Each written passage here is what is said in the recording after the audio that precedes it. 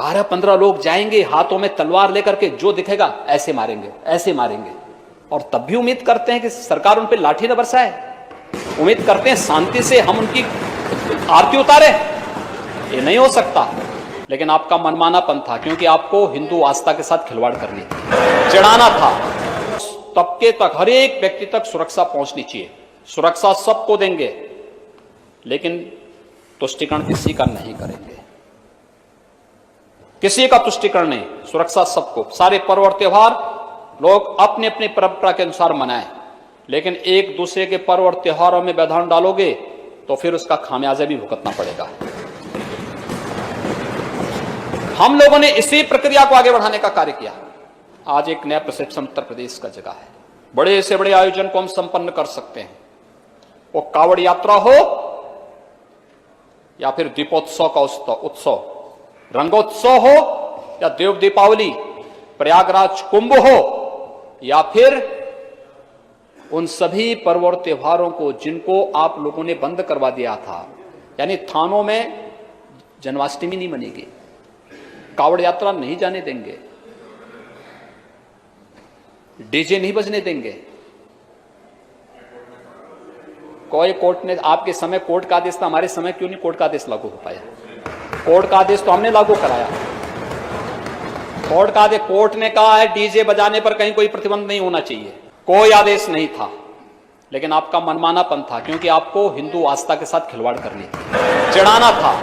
क्योंकि आपको कावड़ जो भक्त थे उनकी ड्रेस से एक चिढ़ थी। हमने कहा कोई भेदभाव नहीं होगा।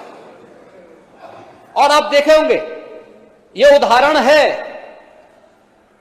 25 करोड़ श्रद्धालु प्रयागराज कुंभ में आए थे, और 25 करोड़ श्रद्धालु में एक ठेला वाला भी नहीं कह सकता कि किसी श्रद्धालु ने किसी ठेले वाले से जबरन एक मूंगफली का दाना भी ले लिया हो। कोई नहीं बोल सकता,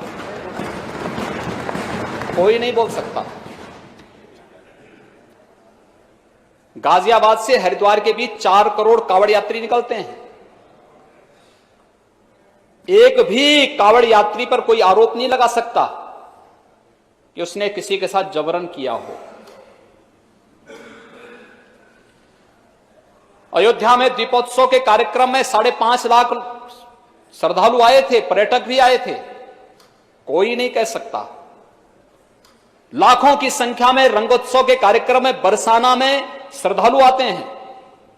एक आरोप न महिला सुरक्षा से संबंधित है और न ही किसी व्यापारी, किसी आम नागरिक, किसी भी जाति, मत और मजहब को मानने वाला व्यक्ति हो, किसी के साथ कोई भेदभाव नहीं।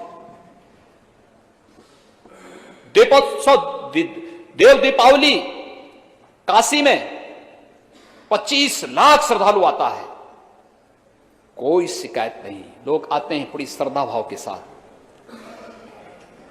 कहीं कोई समस्या नहीं। अभी माघ मेला हुआ पर प्रयागराज में 2.5 से 3 करोड़ श्रद्धालु आए थे, कहीं कोई तिनका नहीं हिल रहा है। लेकिन कुछ लोग हैं, 12-15 लोग जाएंगे हाथों में तलवार लेकर के, जो दिखेगा ऐसे मारेंगे, ऐसे मारेंगे। और तब भी उम्मीद करते हैं कि सरकार उन पर लाठी न बरसाए। उम्मीद करते हैं शांति से हम उनकी आरती उतारे। ये नहीं हो सकता। कानून को हाथ में लेने की छूट नहीं देंगे किसी को। कानून सुरक्षा सबको देगा, लेकिन कानून के साथ कानून को खिलवाड़ करने की छूट किसी को हम नहीं देंगे। और इसीलिए हम कहने के लिए आए, इसीलिए कह रहे हैं, हम सुरक्षा का वातावरण दे रहे हैं प्रदेश के अंदर। और महोदय, में इसीलिए हमें इस बारे में आपसे स्पष्ट करना है, प्रदेश के अंदर जो एक बेहतर वातावरण बनाने का प्रयास हुआ है, वह बेहतर वातावरण को ही आगे बढ़ाने की प्रक्रिया का परिणाम है कि प्रत्येक दिशा में प्रदेश का परसेप्शन तेजी के साथ आगे बढ़ा है। आज उत्तर प्रदेश के प्रति एक विश्वास जगा है। मैं इस बात को कह सकता हूं, भाई मैं एक मुख्यमंत्री हूं, लेकिन एक सामान्य सदस्य भी देश के अंदर कहीं जाएंगे। आज से 3 वर्ष पहले प्रदेश के बारे में परसेप्शन क्या था, आपके बारे में लोग क्या सोचते थे, आज आप जाएंगे, आप सत्ताधारी दल के हों, केवल उत्तर प्रदेश विधानसभा का सदस्य हों, इस नाम से ही आपको पूरे देश के अंदर सम्मान मिलना प्रारंभ होगा। यह है प्रदेश का परसेप्शन। प्रदेश के बारे में लोगों की धारणाएं बदली है, उस धारणा का बजट है ये। ये बजट केवल सरकार का नहीं है, प्रदेश के इस धारणा का बजट है जिसको चेंज करने के लिए प्रयास प्रारंभ हुए हैं, शुरू से प्रारंभ हुए हैं। आपका सत्ता का हो विपक्ष का हो सकता सबका हमेशा आपकी मनोकामना पूर्ण होती रहे, आप वहां रहें। लेकिन ये सहमति के जो स्वर हमने आगे बढ़ाने प्रारंभ किए हैं, हमने कभी नहीं कहा तो प्रॉपर्टी सी वसूली भी करेंगे।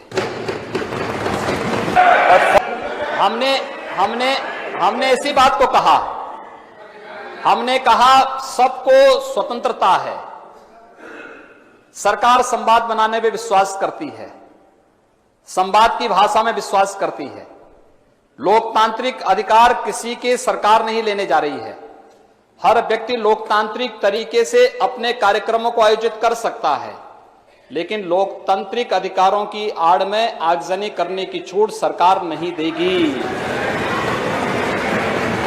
तोड़फोड़ करने की छूट सरकार नहीं देगी, और जिसने किया है उससे वसूली भी करेगी।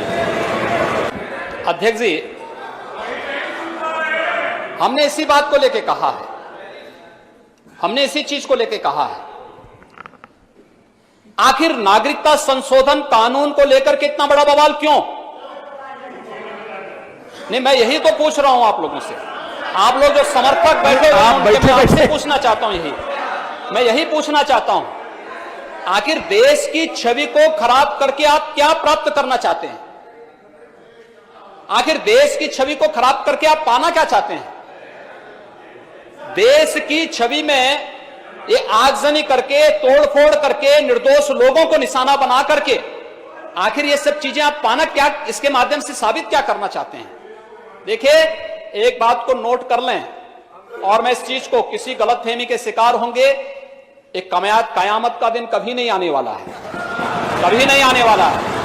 अगर गलतफहमी के शिकार हो गए होंगे कि कानून को बंधक बना करके आप लोग अपने अनुसार चलाएंगे, ये नहीं हो पाएगा, कभी नहीं हो पाएगा।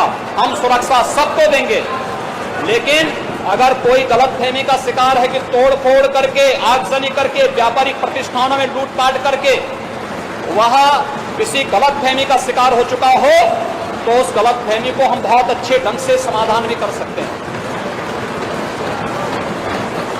और इसलिए सीएए के नाम पर विरोध प्रदर्शन अनावश्यक है।